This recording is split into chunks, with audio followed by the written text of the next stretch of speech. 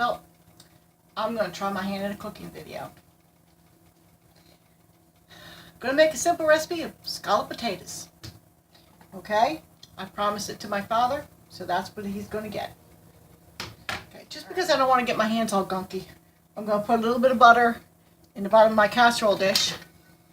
This is my mother's casserole dish, and she always did scalloped potatoes in here. I'm going to put a little bit of butter in the bottom of the dish. Just kind of smear it around in there, just to give it a coating.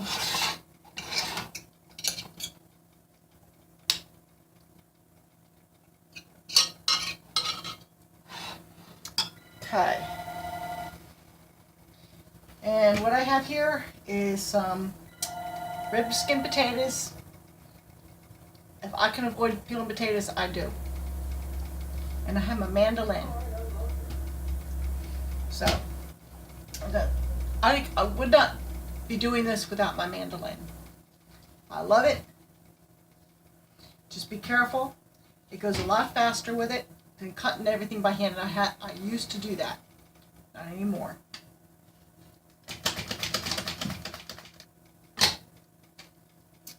Okay. So take my potato slices and line the bottom.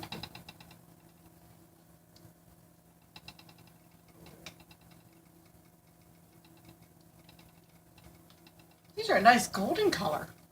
Wasn't expecting that.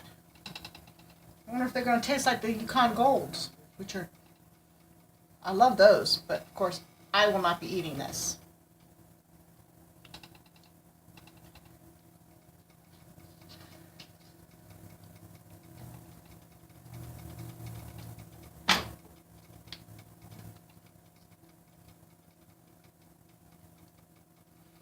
Alright, now make this a little bit thinner. Alright. Onion. And these ends are too thick to go in those scallop dishes. Well, I'm just going to throw them in the pot with barbecue pork.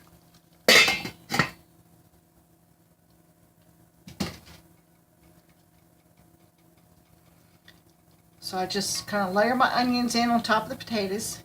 You know, there are some people that don't like a lot of onions, and so what they'll do is either they will omit them or they will take one onion and just kind of like chop it up real fine just so they can get the flavor.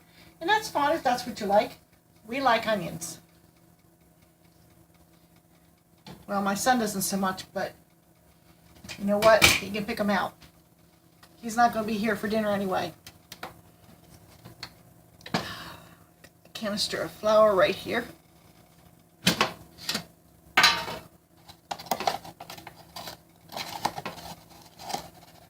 I'm just going to sprinkle a little flour on top. Not a lot, just a little. Like not even a teaspoonful. Okay. A little bit of salt. Not a lot. If you want pepper, put pepper.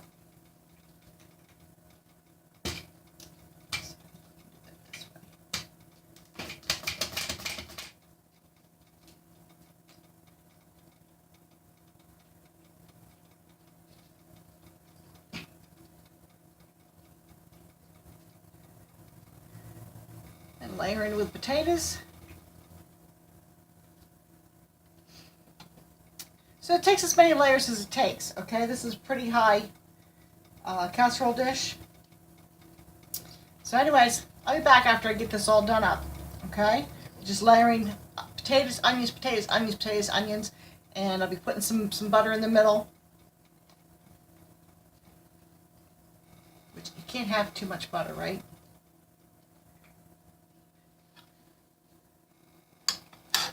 Got some cheese I can put on this. On top after it cooks a little bit.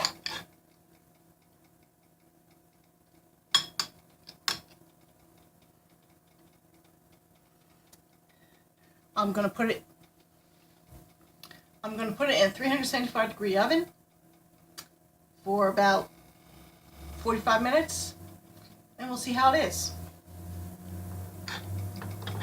It really is a flexible thing. It's nothing's written in stone. You know, if the oven's too cool, it's going to take longer to cook.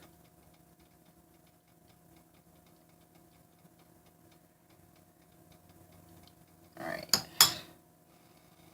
Now, I do have to add some milk because my husband buys 2%. I'm going to add a little bit of half and half to it. I'm just going to pour it on over.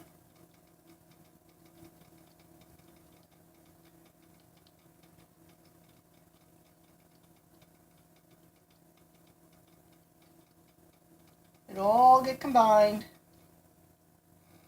as it cooks.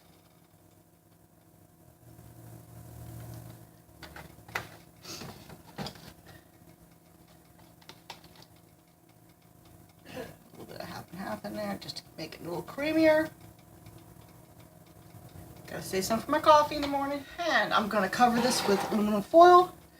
Preheat my oven to 375 degrees, which I cannot do with the camera on because the tripod is over the burner where the oven vents to. So I will turn this off and try to remember to turn it back on when it's all done. Okay, I just pulled this out of the oven. I forgot what time it was I put it in there, but when I checked it before, it just wasn't quite there yet. Okay, what I was looking for was for bubbling, boiling around here.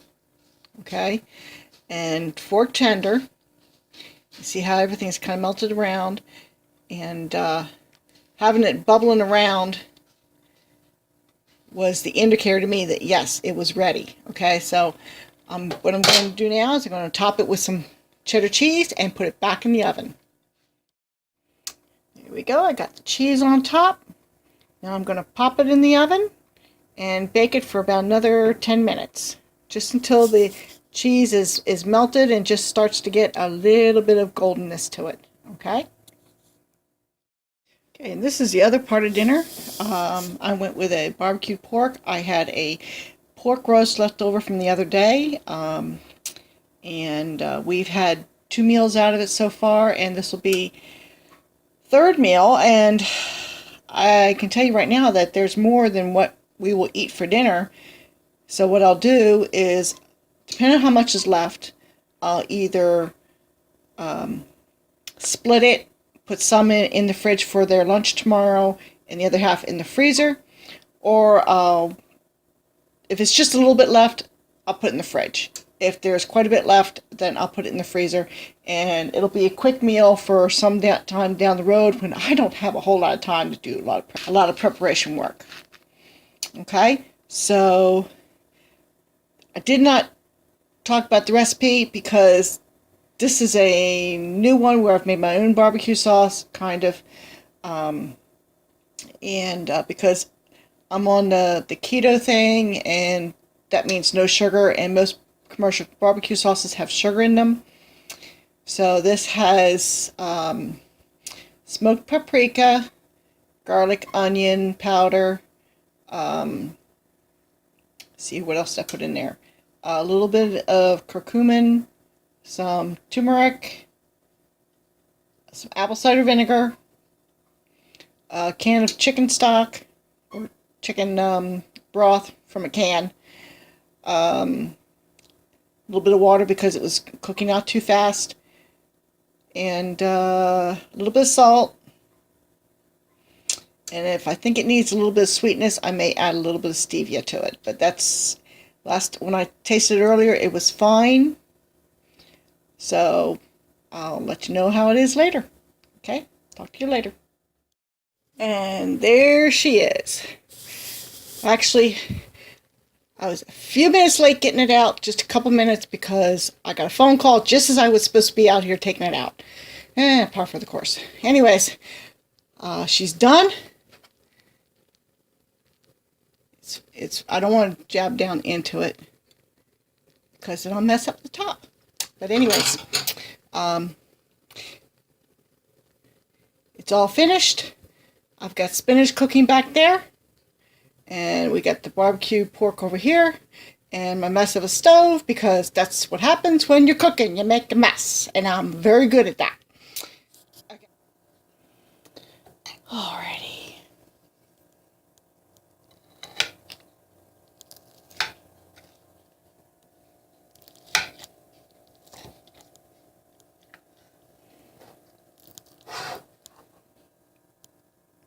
Does not look yummy.